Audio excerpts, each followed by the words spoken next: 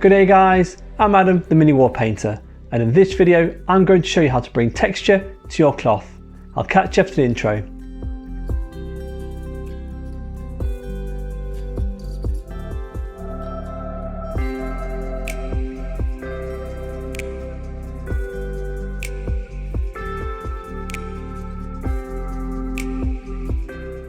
For a long time now, I have been in the pursuit for the best painted cape of my life. I'm not going to say I'm there yet because I still feel I could always do better. With that said, what I have created here is an effect that is going to blow your mind. So ask yourself these questions. First of all, are you bored of the GW way of painting? Base coat, recess wash, layer and an edge highlight?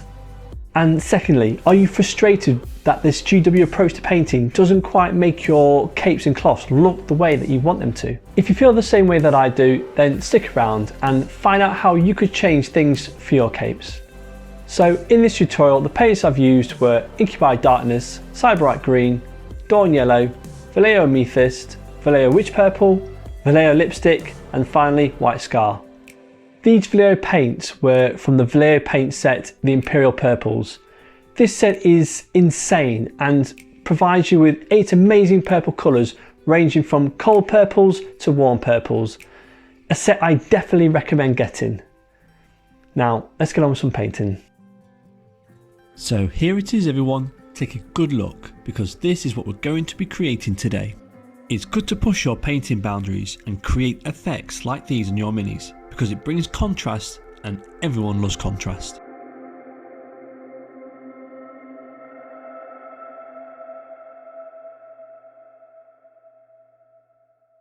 Now, the first step is to base the entire cape with Incubi Darkness, followed by Vallejo Amethyst, which is used to paint in all the harsh recesses in the cloth.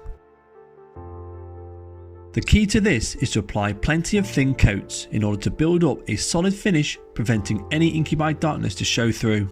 Failing to achieve a strong coat of Amethyst will leave you with a patchy finish, which is a terrible way to start any project.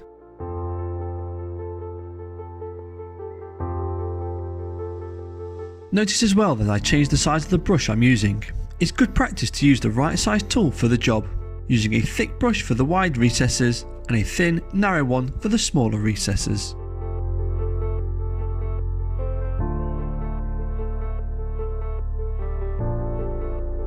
Using the right size brush for the job will reduce stress when painting and will help your brushes last longer. Painting the recesses like this instead of a dark shade of green will tie in nicely to the backstory of the model, that this is a Daemon of Slaanesh and it's blessed with power. Next up, it's back to Incubi Darkness, which I'll use to tidy up the purpley pink recesses and take back control for the green hues. Because don't forget, this is a green cape with purple recesses, not a purple cape with green highlights. Remember that.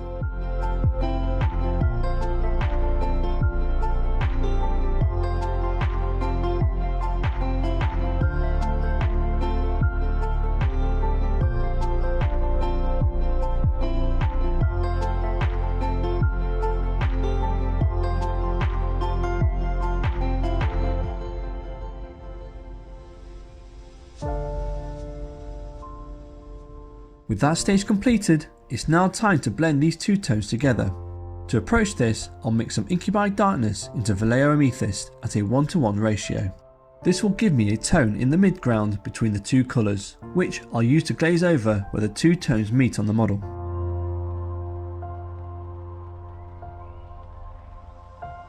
To help me gauge the right amount of paint and water to add to my bristles, I'll paint a couple of strokes on the back of my thumb, looking to just tint the surface. I'll then use this to glaze over where the two colours meet on the cape, attempting to create a new layer which, as I said earlier, will tint the surfaces of the two colours, bringing them closer together in transition. This method of glazing is but only one way to how we create our blends on our models. It's also important to remember that you allow one layer to dry before applying the next. It's then just a case of applying multiple layers of this glaze until you're satisfied with the result.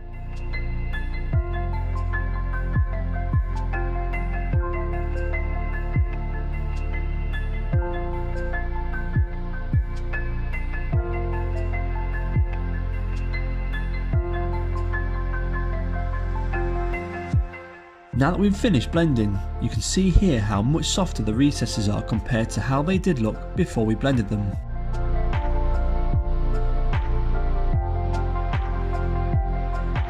Next up is a 1:1 mix of Incubi Darkness and Sybarite Green. This is used to create our highlights on the top of the folds to the cape.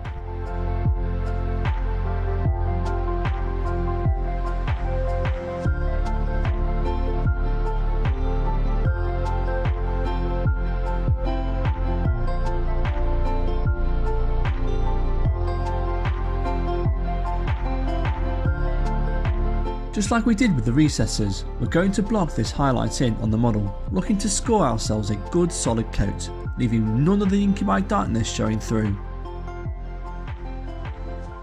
At this stage, it's okay in some areas to base this tone right up against the amethyst recess.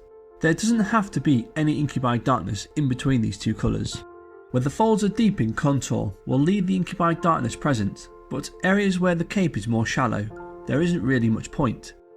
Incubi Darkness is after all a shadow to the green tone, and therefore not needed if no shadow is there to be developed.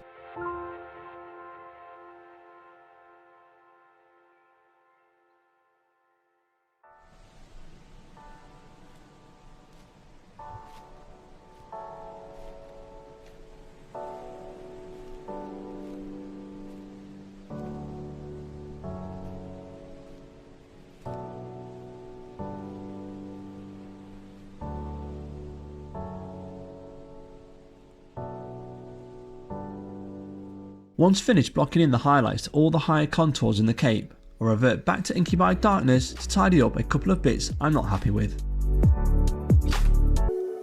Oh, you.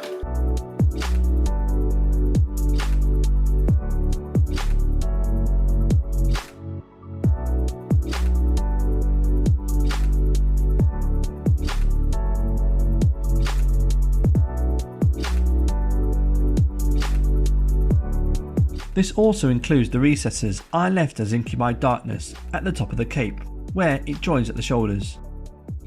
With all those tones mapped out, it's time to blend everything together, starting with the areas I left present with pure Incubi Darkness, and blending them in with a new highlight. This is achieved by mixing some of that 1:1 mixture of Incubi and Sybarite into some more Incubi Darkness, turning things into more of a 2:1 mixture. Then, just as I did earlier with the pinky purple tones, I'll use this to glaze over where the Sybarite and Incubi touch one another on the cape, aiming to tint the surface, drawing both tones closer together. If you're looking now, I'll demonstrate these blending mechanics to this far left fold in the cape.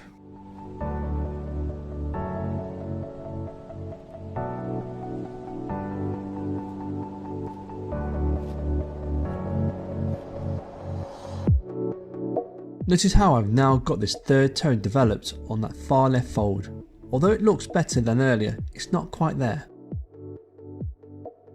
So I'll look to mix some more of that 1:1 mixture into what I was left with earlier, create an even closer match in tone, and glaze this again over that far left fold respectively.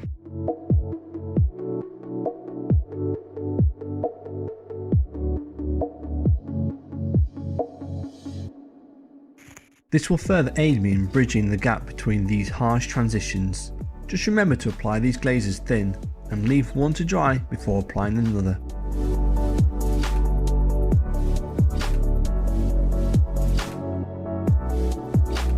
Then it's pure inky by darkness to glaze lower down in that fold, again to help tint the surface between the dark transitions I've achieved.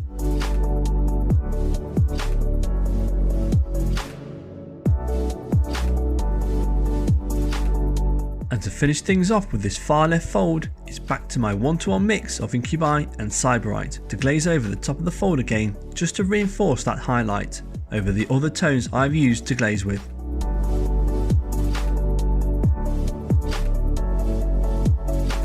And there you can see how smoother that far left fold looks compared to how it did look before.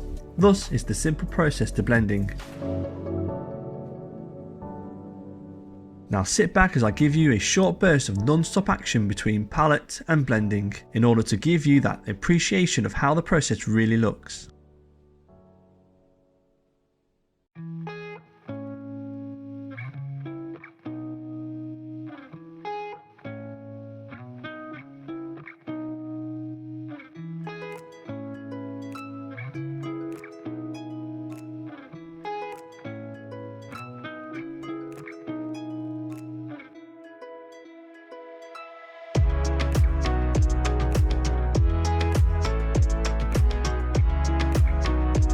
I wasn't lying when I said a short burst, but don't worry, there'll be plenty more shots like that as we go on.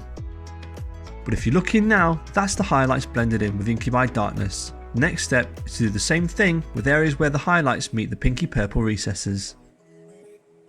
So to do this, I need some of that 1-to-1 mixture of Incubi and Sybarite and mix this into some Amethyst, just enough to give me a 1-to-1 mix of both these tones.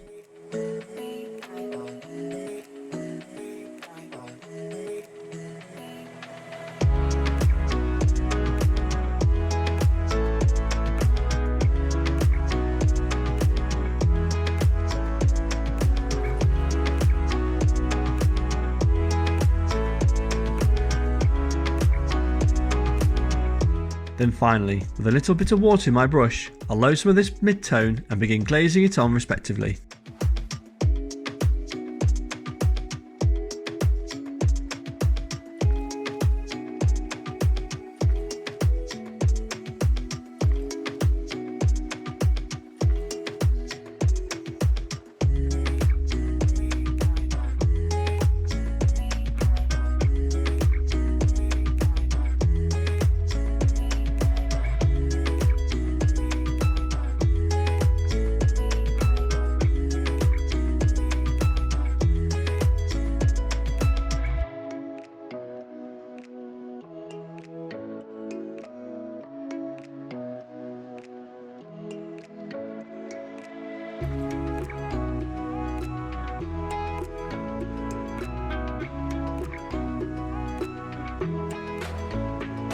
Now, one thing to note is that this is a big jump in colour, therefore I will need to mix more of each into one another in order to give me a wider range of tones that will help me bridge the gap between these two colours. It's this understanding that will achieve me a smooth transition.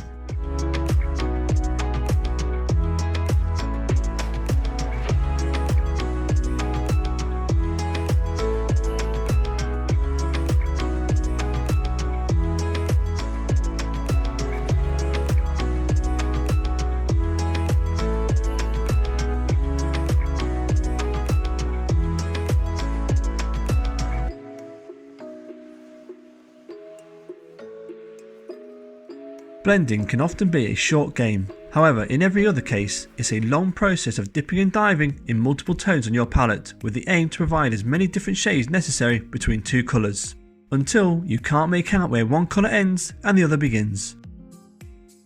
Something to be aware of that I haven't really mentioned yet is this blended stage is what I like to call the foundations to our effect. We need this multicoloured base coat essentially in order to build upon our textured effect.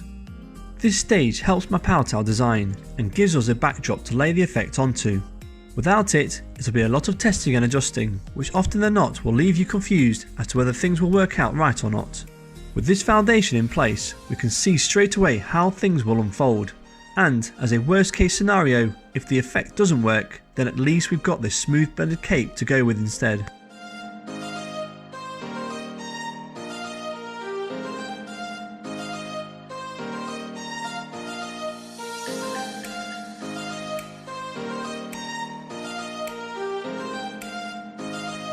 Then the last thing I do here is load some Amethyst back onto my brush and begin to glaze along the areas I feel need a little more reinforcing, such as the top of the main recesses where they taper off.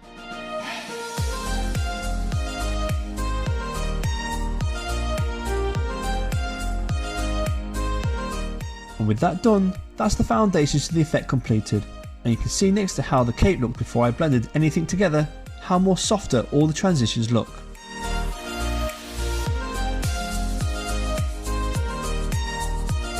Next up, it's time to create the actual effect, so we're going to go with a 2-to-1 mix of Cyberite Green and Inky by Darkness, which should be enough to just offset it a little from the original 1-to-1 mixture that sits on top of the cape now.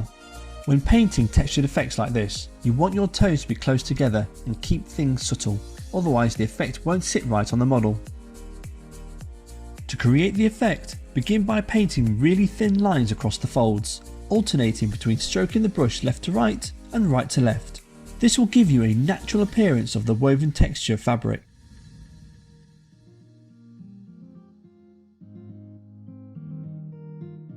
For show and tell, I'm going to be focusing this first stage on the same fold, centre left of the cape, so you can all watch as the effect develops. Apply this effect on top of the folds as well as down the sides, regardless of what tone of colour is underneath.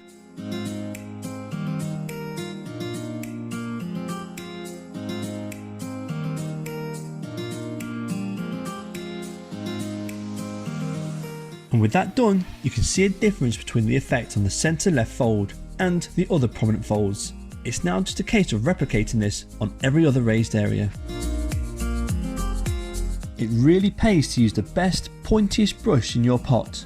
You want to keep these lines very fine and a lot of, and remember, they don't have to be perfectly identical. Just add enough water to the paint for it to run smoothly off the end of your brush and sketch in your lines, going in alternate directions across each fold.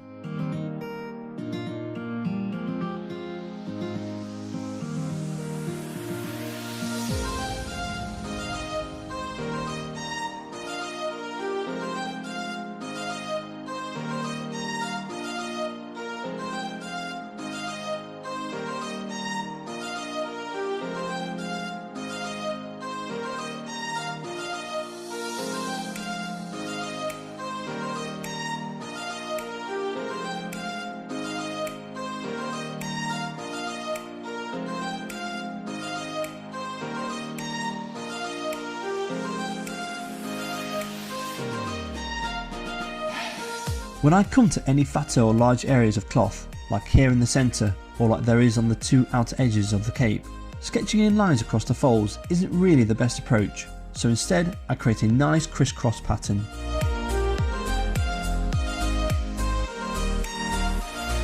Again, it's important to keep these lines very fine and don't worry too much about neatness.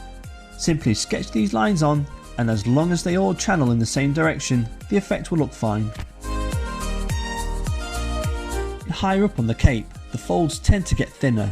When they get too thin to sketch lines onto, simply resort to stippling the effect instead.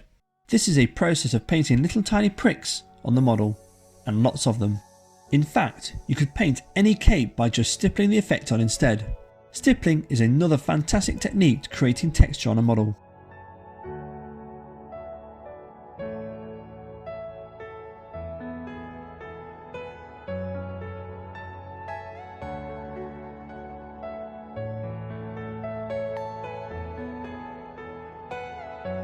And with that first stage to the effect completed, it's time to go back to our 1-to-1 mixture of Inky by Darkness and Cyberite Green.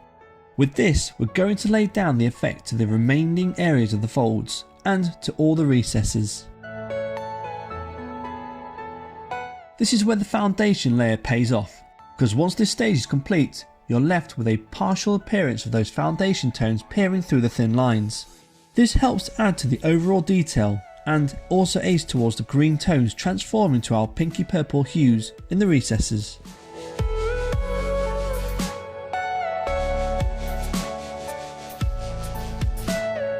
Everything you know is in your mind.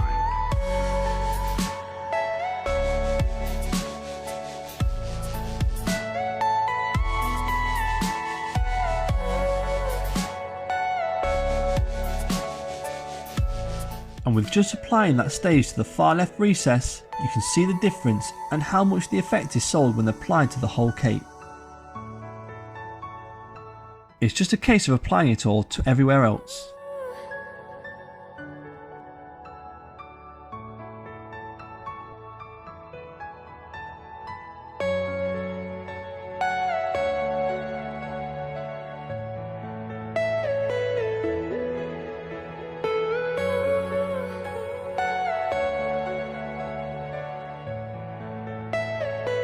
Are you all my personal dreams?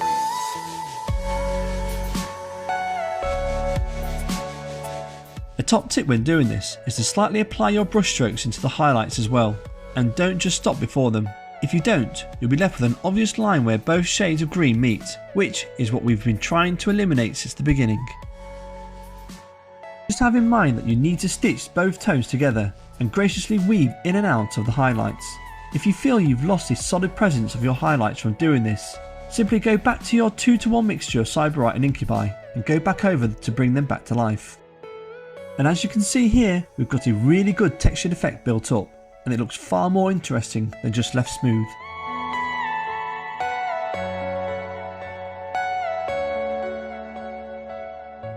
Next up, we need to recreate our 2:1 mixture of Cyberite Green and Incubi Darkness. Well, I do because mine's dried up.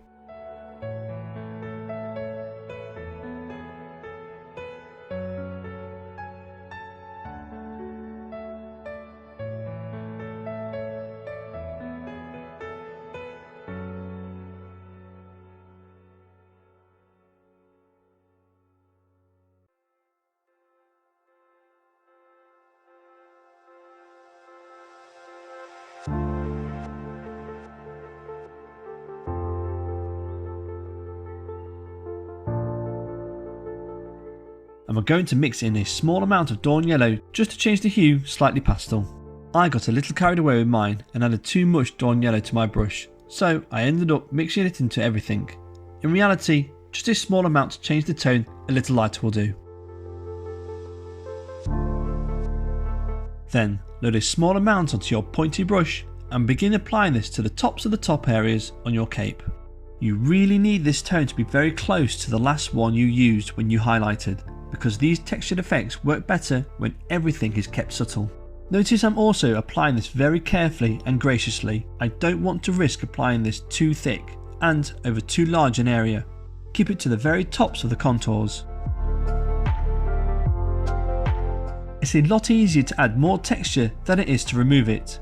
That said, if you feel you have boo-booed in any place, simply go back to your previous highlight tone and go over the areas you've boo-booed and knock the highlight back a step. Then readjust again with your Dawn Yellow mixture and move on.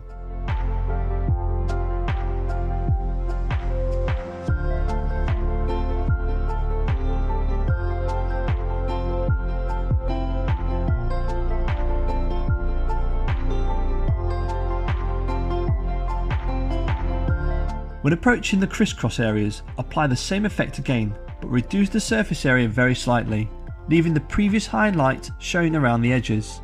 Notice as well, I'm not trying to edge highlight the previous thin lines of texture. That would be mental. I'm just layering over the previous textured highlight, with thin lines and crisscrosses in their own respective way, so that one highlight simply sits on top of the other.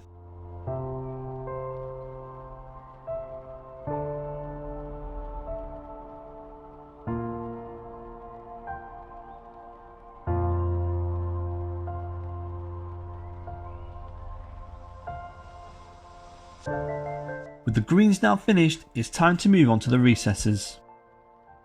I start this off with Vallejo Witch Purple and use this to apply my thin lines of texture along the three most prominent recesses that run down the cape.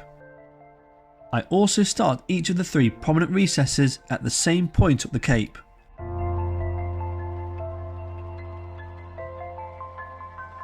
As I go on through my different tones of purple, you'll notice I start each stage lower and lower than the last, in order to build up the intensity of the purple recesses the lower down the cape goes. Here I'm just demonstrating this stage to the far left recess of the 3.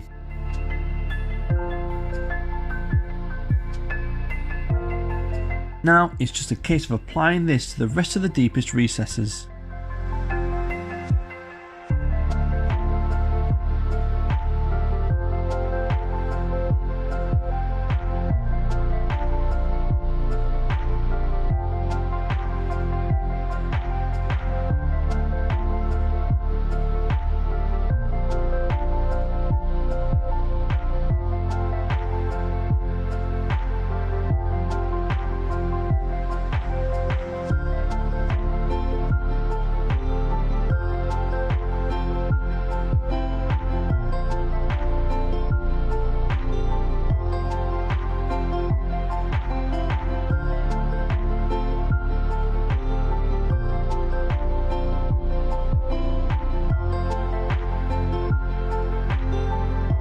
Next up is a 1-to-1 mixture of witch purple and lipstick, which is applied in the exact same manner as before, only as promised I start each recess a little lower down than I did the last stage.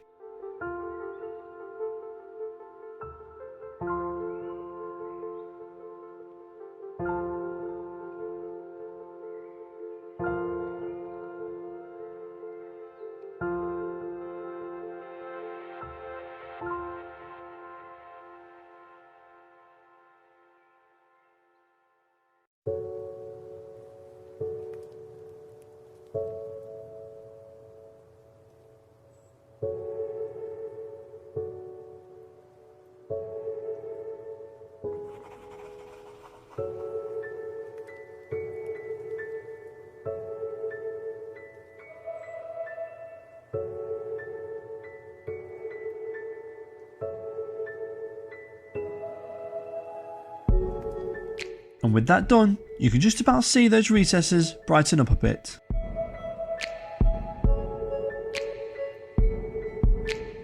I now move on to pure lipstick and apply this again in the same way as before, starting a little lower down again than last time.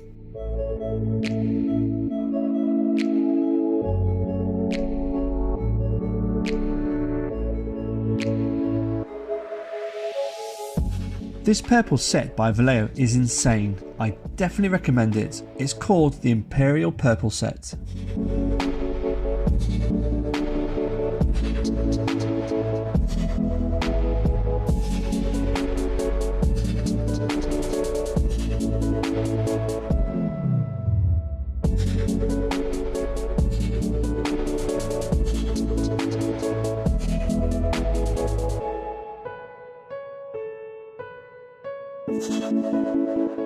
Next up is a very small amount of white scar, less than what I'm showing you here, and mix this into lipstick. Don't add another Adam. Right. We're aiming to brighten this up ever so slightly. If you fudge up like I do here and make things too pastel, then not to worry, because I'll show you after how to fix it. But first I'll apply this almost as a stipple, and again starting a little lower down than in the last step.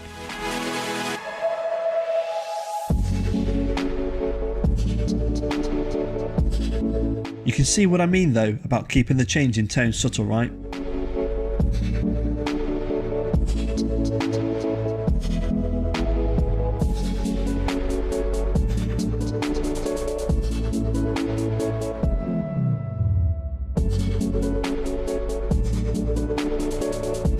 Okay, now that's finished. If you heeded my warning, then you're done. Congrats, you're finished. But if you're monkey see, monkey do, and need to knock this last highlight down a notch, then don't skip ahead.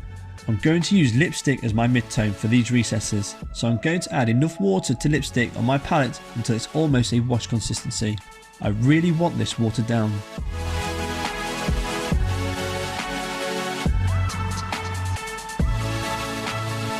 Then I'll grab my detail brush and load some of this onto my brush, and soak a little of the excess using a paper towel.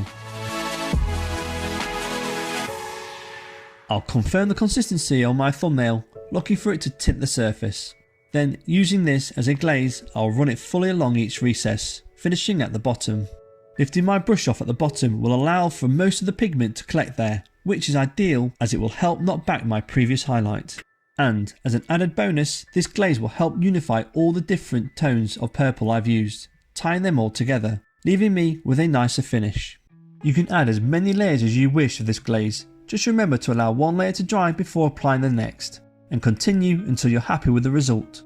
But I'm still left with things a little too harsh, and it's messing with my OCD. So to fix this, I'll get some lipstick and I'll just reapply the texture above and slightly over where the top of my last highlights start. This will hopefully help to blend those transitions in better and relieve itself away from my OCD radar.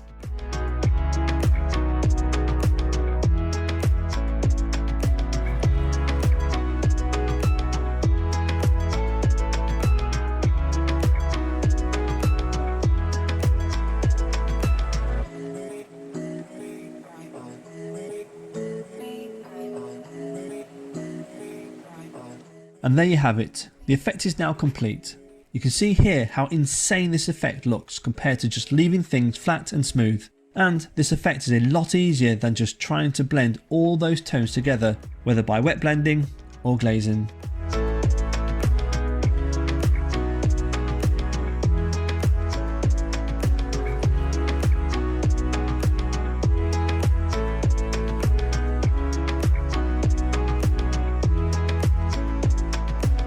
And that's a wrap everyone. I hope you enjoyed the tutorial and was able to learn something from it. If there's one thing I'd like to get across to you all, it's don't settle for a flat smooth finish to everything on your model. Incorporate some texture in places. I promise the results will be way worth it. If you'd like to support the channel, have a think about joining me on Patreon. On the day of recording this video, there's around 50 other tutorials on there waiting for you to learn something new. And in return, you help me keep bringing in new models so I can continue to create more tutorials for you guys, like this one. If you're new to my content, you can also find me on Instagram at miniwar_painter, where you can see all the models I've painted recently. That's all for now, people. Don't be shy to mix those paints. Ta-ra!